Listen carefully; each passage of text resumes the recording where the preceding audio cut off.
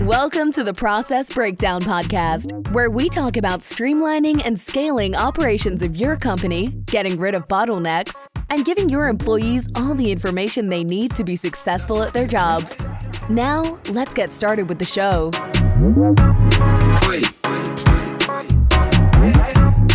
John Corcoran here, host of the Process Breakdown Podcast, where we talk about streamlining and scaling operations of your company, getting rid of bottlenecks, and giving your staff everything they need to be successful at their job. Past guests include David Allen of Getting Things Done and Michael Gerber of The E-Myth and many more. And in this episode, we're going to be talking about how small to mid-sized companies can streamline and scale operations with the benefits of a larger company by working with a fractional COO. And my guest is helping us through that topic in a moment. But first, before we get into that, this episode is brought to you by Sweet Process. Have you ever had team members ask you the same question over and over again, and it's the 10th time you spent explaining it? Well, there's a better way, and there's a solution. Sweet Process is a software that makes it drop-dead easy to train and onboard new staff and save time with existing staff. Not only do universities, banks, hospitals, and software companies use them, but first responder government agencies use them in life or death situations to run their operations. Use Sweet Process to document all the repetitive tasks that eat up your precious time so you can focus on growing your team and empowering them to do their best work. You can sign up for a free 14-day trial, no credit card required. Go to sweetprocess.com, sweet like candy, that's SWEET process.com. All right, so we have with us Jeff Hyre-Jones. And Jeff, really glad to have you here today. Why don't you tell us a little bit about what you do through your business and how you help companies? Thanks, John, for having me today. Yeah, a little bit about, I own SparkEvolve, which is a consulting firm. In our business, we have two arms. So one is what I would call our classic consulting, where, a client has a particular need or problem that they're trying to solve. We'll go in, help them frame the problem and solve it, and then move on to the next opportunity. The second kind of arm of our business is our fractional COO, or Chief Operating Officer. These are typically clients that have ongoing arrangements with us to help lead and grow and expand the operational footprint of their business. Okay, great. So give me a picture of the types of challenges or problems that companies or entities, associations, government agencies, when they come to you, what sorts of challenges do they have when they come to you? Yeah, on our consulting, kind of classic consulting side of our business, oftentimes it's things related to strategy and how to operationalize that strategy. So oftentimes business owners or the entity, the person kind of sitting at the top of the entity have a vision for their organization, and where they need help is turning that vision into reality. So what are some of the big rocks in order to move the organization closer to that? And we'll come in oftentimes and help them root through kind of what are those big rocks and the things that sometimes when you're internal, it's just hard to see. You're too close, you can't see kind of the bigger pictures, and folks oftentimes can get hung up in some of the smaller things that feel really big, but might not be the right things to move the strategy forward. Okay, cool. So in the preview of what we were going to talk about here, I mentioned both streamlining and scaling. So let's focus on that first piece, streamlining, which means, I imagine, eliminating, removing some of the obstacles, some of the barriers, which I imagine can be a tough conversation sometimes with your clients when you're saying you need to stop doing these things that you're doing. So explain to us what that looks like and how those conversations go when you have to tell a client you need to stop doing these things that you've been doing. Yeah, it's always an interesting discussion to have with someone, especially when you think of a business owner that has been very successful up to that point doing the work, in their business a certain way. Oftentimes we'll start as kind of with what's happening external. So what are clients' needs and what do clients expect from the client? And if you can kind of pin down that, it becomes a little bit easier when you back into that discussion of where there might be things that just don't make sense, or extra steps that have kind of built their way into clients' processes over the years. How I like to frame them up often is once we understand the customer's needs, if you get the business owner thinking about if your customer knew that you did these 6 things that we're recommending that you stop doing because it costs you hours and hours and hours every day in manpower, would they be happy that they are paying for you to do that? If they knew that these were all the kind of administrative, duplicative, a good example is oftentimes moving data from one system to another and manually touching data multiple times, right? Creates a couple opportunities. One, from a client or customer perspective, the more times you touch the same data, the more opportunities for error. And 2, my bet would be if a client got to kind of peer through the window and see that you were doing all these manual things in order to give them the ultimate service or product, there's costs associated with that. So oftentimes having those discussions with owners and really putting them in terms of what the customer is willing to pay for. And then from a business perspective, if you can eliminate some of that, and streamline some of that work, that means you could serve more customers or clients with the same number of staff. So it's, I've learned throughout my career, a lot of times it's how you set these things up, and how you talk about them, not just from the customer perspective, but also the benefits to the business. How do you do a cost benefit analysis? Let's say you come to a client or a client comes to you and you look at their operations and they have, 3 different pieces of software, which requires, as you said, manual data transfer between these 3 different pieces. And, you say to them, look, it would make much more sense to have just one piece of software. Maybe it's a new one that can do all 3 different things, but then they have to learn it. They have to get up to speed. Their team has to do that. So there's costs involved in that. And I imagine, friction amongst the business owners saying, oh, wait, hold on, that's a lot of work. It's going to take a lot of time. So how do you, one, do that cost benefit analysis and explain to them that, it might take more time in the short term, but it's going to benefit you in the long term? Yeah, that's a great question. So often for me, I like to start really getting clear on what the current process is. To your point, I've seen businesses that, I call it the shiny diamond syndrome. It's easy to get a sales pitch on something new that's coming out and it looks like it fits a need for your business. So you get it and, fast forward a number of years, you have 5 or 6 different technologies that, you're copying and pasting and doing multiple things with. A lot of that is understanding, first the process. Secondly, what are the capabilities that the business needs to perform that work? And before you think about even addressing, hey, we need to get rid of these 3 technologies and replace them with 1. So, instead of 6, you're down to 4, if my math's right, as I do that quickly. And a lot of it is really getting aligned on the capabilities and what's needed.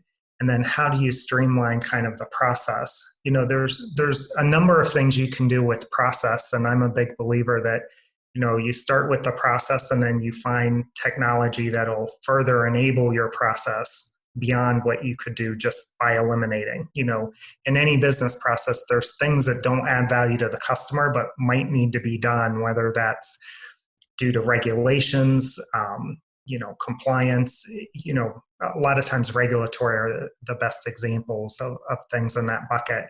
So once you can kind of go through and show here's the before, how many interaction points and how long this particular process takes, I think then you can start to lay over, here are the capabilities that you need. And before we think about even going out and buying something new, what are the capabilities of the tools that you're currently using? And really understanding from the user perspective, what's working well for them, what's not working so well for them in those current tools. Because a big part of any tool change or process change, quite frankly, is, the people side of that change that people, business owners often neglect, to look at it. It's a little easy to rip out one technology and put a new or just add a new tool in. Right? It's something else when people have to use it and change the way that they're used to working and adopt to these ways of doing things. So as you kind of go through and almost stage gate each one of these, I think once you get to the point where, the client kind of sees how they're operating today, how long some of these things are taking, and how many, pieces of work can go through each one of these processes. And then you show them the after that, hey, we can streamline these aspects of the process. We could cut your technology in half, because I found clients sometimes are paying for things, they just never turn them on in their software. Mm-hmm. So they went out and bought something new, right? But it's like, okay, you've got technology A that you're doing part of the work in. You're taking that into Google Sheets to put it into another piece of technology. But the first one actually does the next two steps. You just haven't turned it on, haven't activated it, or sometimes it's just an add-on, right? For another X amount per month per license, you get access to all of this. And, then it gets into looking at the hard costs on what's the cost of those technologies. What are they paying? Is it cheaper to consolidate in one? Sometimes consolidating into one isn't the right answer either. If the tool's really good at, A, B, and C, but D, it can do, but it doesn't meet the needs, or the capabilities that the business needs, you might have to find something else and figure out how to integrate them. So, it's always a balancing act, because it's not just the hard dollars that you can see. It's these, what I like to call soft dollars, the time and resource effort that it takes, to run some of these processes. And oftentimes it's putting that in perspective of dollars and cents for business owners. They don't always see kind of, I call them these hidden factories of inefficiency, right? That you just see the end product, a new order comes in, the product gets put out, but you don't see how many hours and time is, behind the scenes kind of making all that sausage for that end product or service. Right. Or realize how many fewer hours you could use in order to achieve that. Tell me a little bit. So we've been focusing mostly on streamlining operations. Let's shift to talking about scaling operations, and how do you approach it for your clients? What are some of the different pieces that they need to be thinking about in terms of preparing to scale?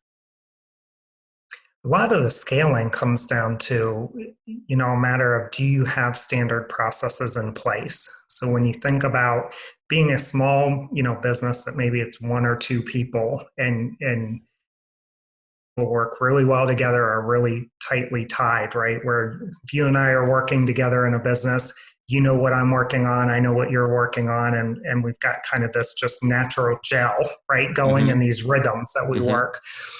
When you think about starting to really scale up your business and you're going to start adding staff or working on increasing sales, which means that there's more back office activities that need to happen, that's when having, very efficient processes. And, I always like to talk to business owners. The three things I like to look at organizationally from an ops perspective is your people, process, and technology.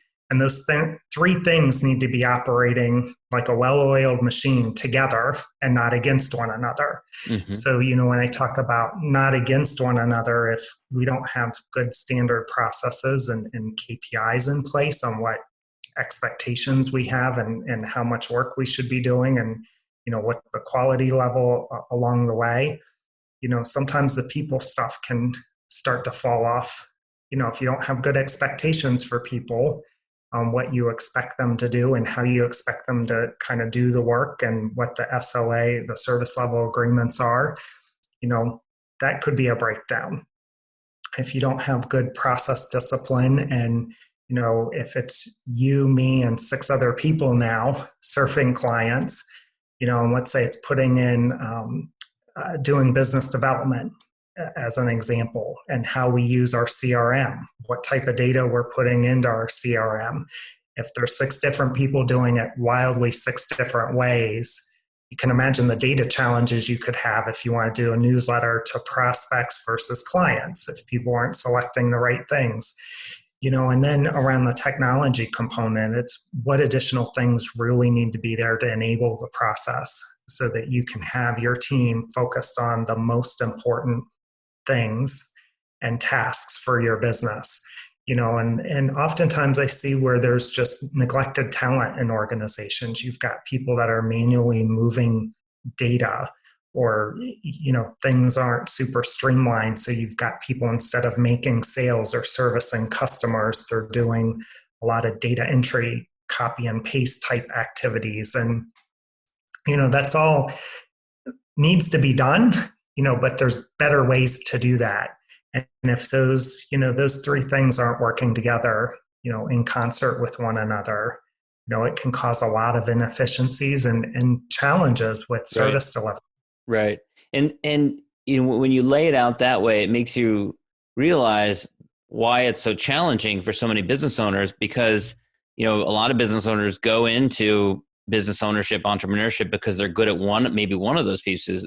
They're really good at people skills, or they're really good at a particular technology. But when you have to have oversight in all three of those, when you have to master all three of those, that's a real challenge. So how often when you're working with clients, do you realize that, your big liability is in one of these areas, and that's where you really need to improve, where the business owner needs to improve? Yeah, it happens frequently. Or the other one that I see is not even in those three. It's, I got into business because I have a passion for what I'm doing, not all the things I need to do to run the business. Yeah, the classic E-Myth type of problem, right? Yeah. Yeah, exactly. Right. Where it's, if I'm, we've got a client that's in healthcare, that's what their passion is healthcare and serving patients, not worried about how their people, process, and technology of the practice is operating. And they gravitate towards the medical stuff. And things, so often what happens is business owners get to a certain point, right? When you start out, you might have to wear all those hats. Could be a capital issue. You don't have enough capital to have the experts, to help you with these things. So you're playing CFO, COO, CMO, all the C-suite stuff. And then all of a sudden you get to this point where you've got staff, you've grown to, maybe a high 6, low 7-figure business, and you want to continue to grow. But, a lot of times we'll see business owners that are overwhelmed, questioning why they're still owning the business, and the business is running them instead of them running the business.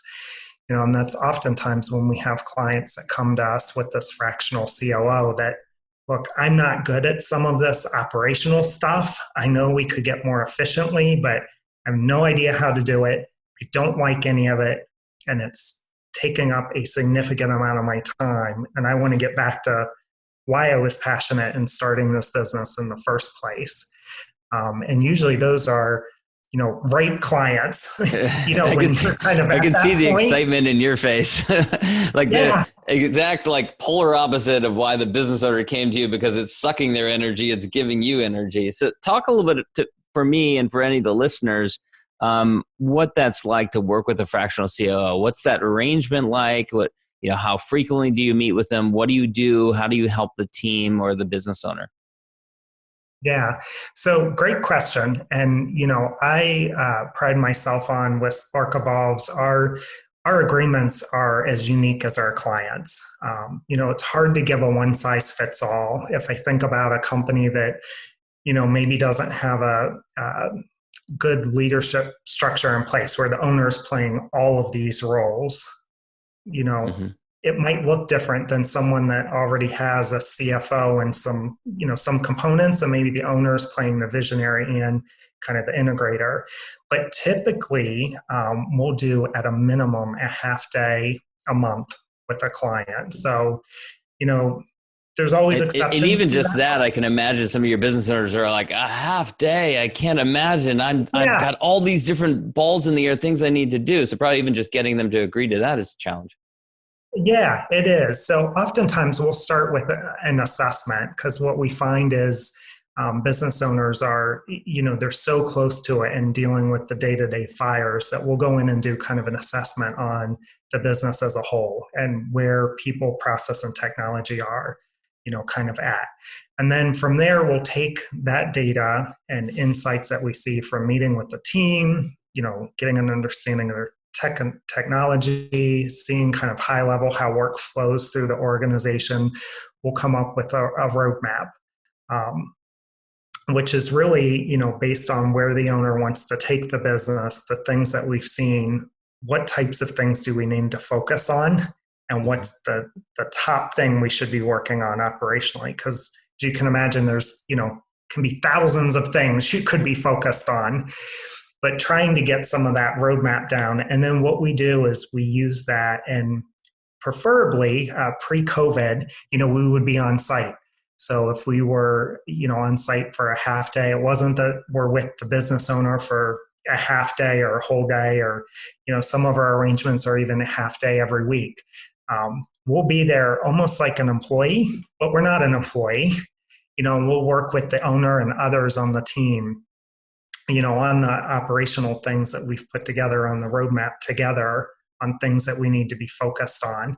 And a lot of that time can be, a combination of doing the work, teaching, others on the team how to do some of, these new things that they might not have needed to do before, and then helping to hold the team and even the owner, accountable for the direction of the business. I joke that, it's kind of the role of trusted advisor, the implementer, the doer, to help get all the troops together and moving in the right place so that the business owner can focus on what they're really good at, and having a great, agreement and relationship with that business owner. And, there's a lot of different models people use, anywhere from hourly rates to fixed fee type agreements, and we do fixed fee arrangements.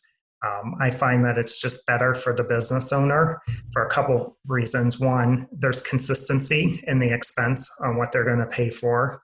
And two, hourly rates sometimes drive bad behavior on clients. On client side, if they're worried about, I don't want to get a significant bill this month, maybe I shouldn't call my fractional COO because I'm going to get billed for this, right. Versus just having the conversation when things come up. And, I've seen before where business owners might delay having that conversation, and, there's an opportunity cost to that. It just doesn't make sense. So all of our agreements with clients on this are all flat fee based. We've done enough of these that, we can kind of build in and understand typically what happens outside of those on-site things, on what the needs look like, and, have open and honest conversations with clients about that. Great. Jeff Hire-Jones, SparkEvolve is the name of the business. Remind everyone or let everyone know where they can go to learn more about you and the work that you do, Jeff. Yeah, you can look me up on LinkedIn if you want to connect with me. My LinkedIn profile is under Jeffrey Hire-Jones, HEYER-JONES. And you can check out SparkEvolve on the web at www.sparkevolve.com. All right, Jeff, thanks so much. Thanks so much, John.